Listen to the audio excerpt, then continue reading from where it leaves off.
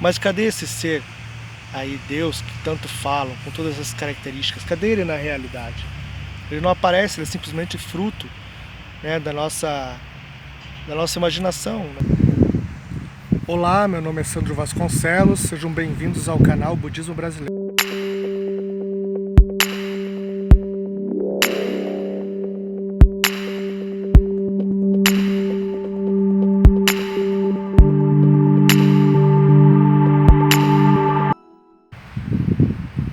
Como é ilógico sustentar essa concepção do Deus cristão, né? Um Deus que é todo-poderoso, né? Onipotente, onisciente, onipresente e onibenevolente, né? Parece que é isso. Essas quatro condições, elas são contraditórias. É impossível, logicamente, sustentar um ser com essas quatro disposições, com essas quatro características. Imagine uma pessoa, por exemplo, onisciente, né, que sabe de tudo. Ao mesmo tempo, ela recebe uma notícia ruim e uma notícia boa. Como ela se sentiria feliz e triste ao mesmo tempo? Como que um ser pode ter dois sentimentos simultâneos? Então, isso é uma contradição da própria definição de onisciência. Onibenevolência, né, que é amar todas as coisas, ou ter o amor no seu potencial máximo. Também é algo que é contraditório se nós pegarmos uma fotografia da realidade. Não é verossímil, né, um ser com essa característica de tanta bondade, de tanta benevolência, não permitir, né, com que o mundo seja afetado com tantas maldades, com tantas doenças, tragédias tanto naturais como artificiais. E falando sobre as tragédias naturais, você pode até justificar como cristão, né, que Deus possa existir, né, e que Ele ama todas as coisas, dizendo que todo sofrimento que nós passamos no mundo é decorrência do livre-arbítrio, do mau uso do livre-arbítrio pelo homem. Isso até explica certas coisas, principalmente quando você sofre, né, por uma burrice que você cometeu, por um ato impensado.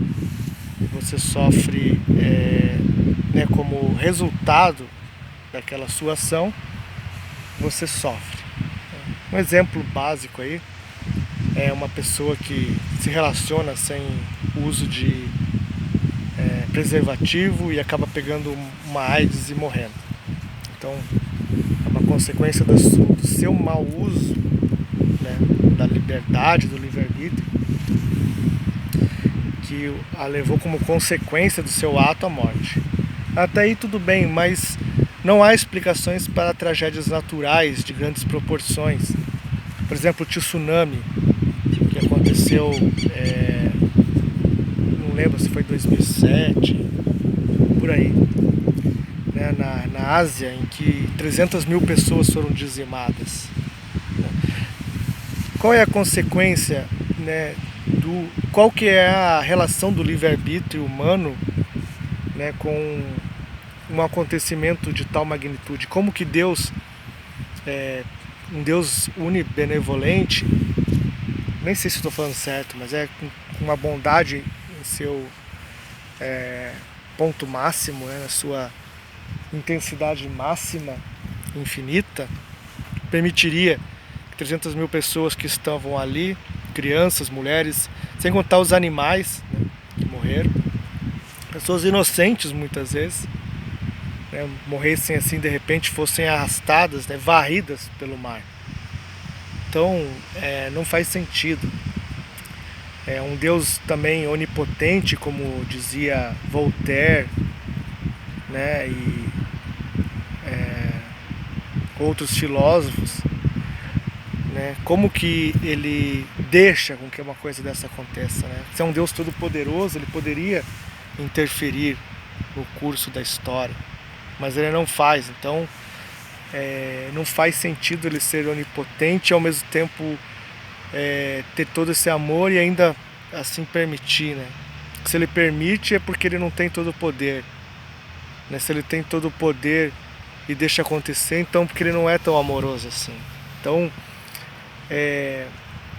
dizer que um só Deus tem todas essas características é a mesma coisa que dizer que um objeto de uma cor só é ao mesmo tempo vermelho, amarelo, roxo, lilás, branco e etc. Ou ele tem uma cor ou ele tem outra. A própria definição de Deus é uma afronta à lógica. É uma afronta à realidade mesmo, do que a gente percebe no mundo, em que os seres não podem manifestar coisas antagônicas ao mesmo tempo. Um ser deste não existe, simplesmente não existe. Não faz sentido nenhum falar de um ser assim. E outra característica de Deus, que é a onipresença, também não faz sentido, porque ou nós estamos em um ponto ou nós estamos em outro. Como que nossos olhos poderão ver para frente e para trás, para cima e para baixo ao mesmo tempo? Isso não faz sentido nenhum. Um ser que nós temos uma limitação espacial, nós temos uma limitação temporal. Você conceituar, né, que exista um ser que extrapole isso é puramente um raciocínio imaginativo, simplesmente um trabalho da imaginação. Não é algo real, né? Porque nós não temos nenhuma experiência da realidade, não há verossimilhança de um ser com essas características. É simplesmente uma extrapolação mental de uma espécie de um super-humano, né? Eu estou pegando características humanas e extrapolando ao infinito.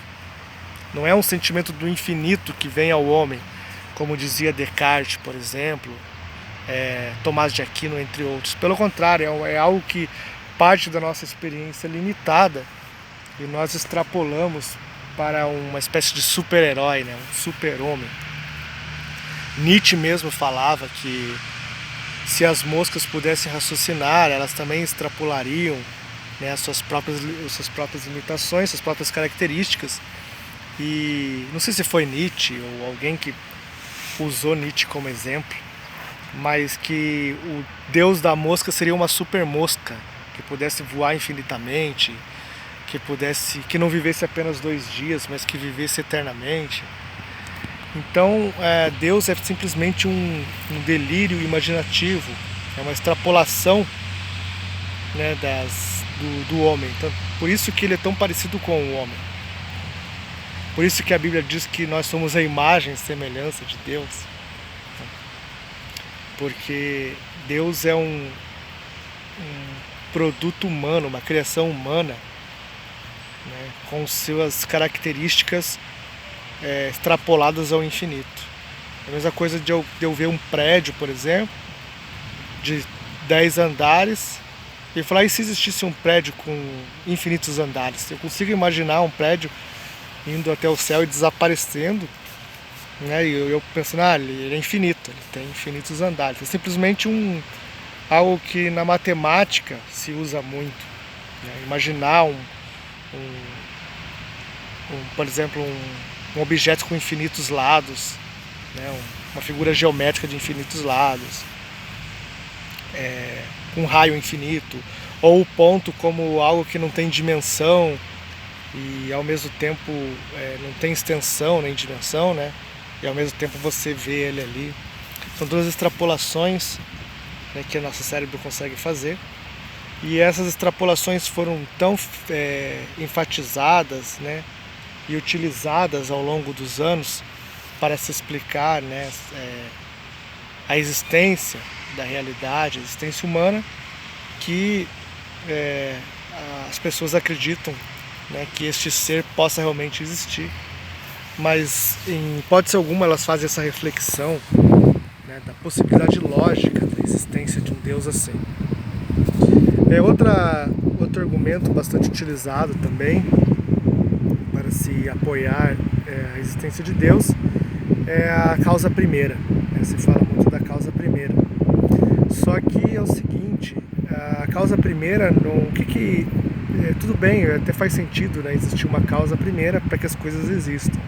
É lógico isso, né? É uma coisa a se pensar realmente. Porém, o que garante que essa causa primeira é o Deus cristão? Esse Deus com todas as características cristãs, o Deus que mandou o seu Filho na Terra, que como um zumbi ressuscitou, né? Foi morto, ressuscitou, outra coisa ilógica, né? A morte, é o fim das coisas, é o fim de tudo. Como eu posso dizer que alguém voltou da morte? É impossível, a morte é o fim. A morte é a sua própria conceitualização de morte. Ela significa o fim, ela significa que não há volta. É como se eu disser água seca ou chuva seca ou sol, sol frio. É uma contradição lógica simples, né? Eu justificar um Deus que agiria contra as leis da natureza que supostamente ele mesmo criou, de morte, de finitude, né? Se ele criou, digamos, supostamente ele criou tudo isso, para que ele ficaria agindo contra as suas próprias, se contradizendo em suas próprias leis, né, da mortalidade, da doença, da finitude, etc. Das limitações, né, que supostamente quem acredita nele acha que ele mesmo impôs a realidade.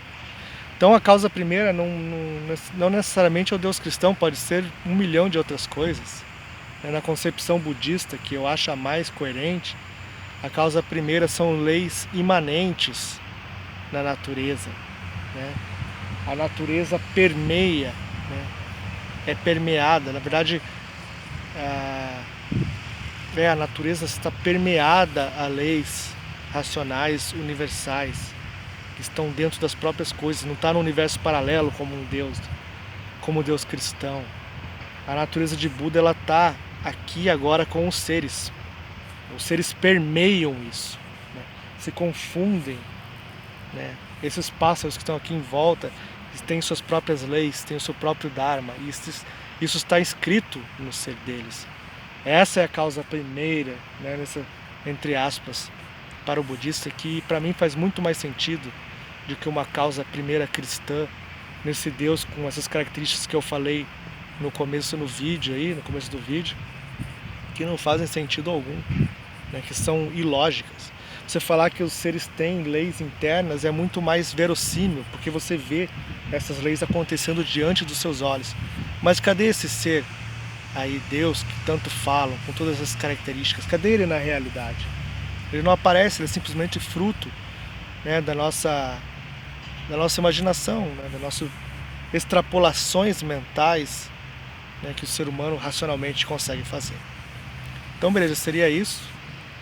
Então, eu não posso afirmar com certeza se Deus não existe, mas eu posso dizer que por todas essas reflexões que eu passei ao longo desses anos, né, e por ter passado pelo cristianismo, eu passei por muitas dessas reflexões, muitas dessas dúvidas. Eu posso dizer que a improbabilidade é tão improvável que ele exista que eu posso dizer que eu sou ateu.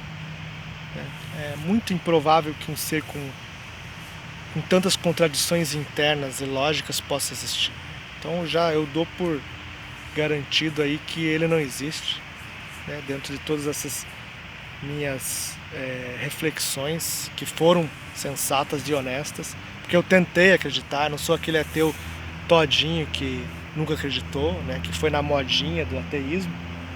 Eu tentei acreditar nesse Deus, fiz de tudo para acreditar, mas eu me via fazendo suicídio intelectual ao aceitar tantas contradições assim, né? Para aceitar, né, com a fé, né? Porque só com a fé mesmo, porque como eu falei, não há verossimilhança alguma. Então tá bom, gente. Se inscrevam no canal, deixem um like. Se quiserem patrocinar aí, tem formas de ajudar financeiramente o canal a crescer.